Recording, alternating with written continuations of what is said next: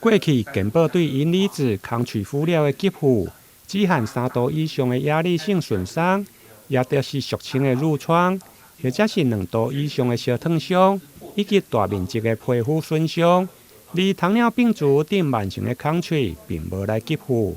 不过，对今年5月开始，糖尿病足2级以上的空喙嘛正式纳入给付。如果大约20万以上的糖尿病足患者会用来收费。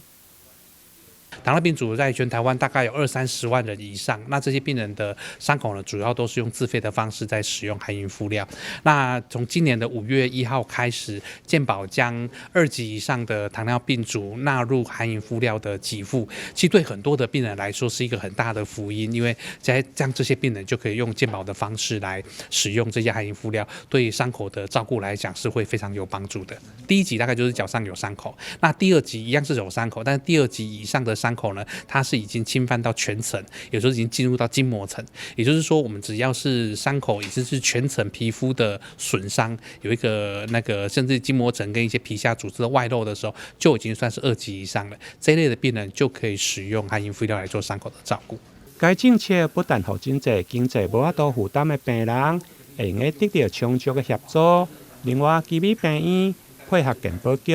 推动空喙外诊的服务。对民国111年10月到现在，已经服务36人次。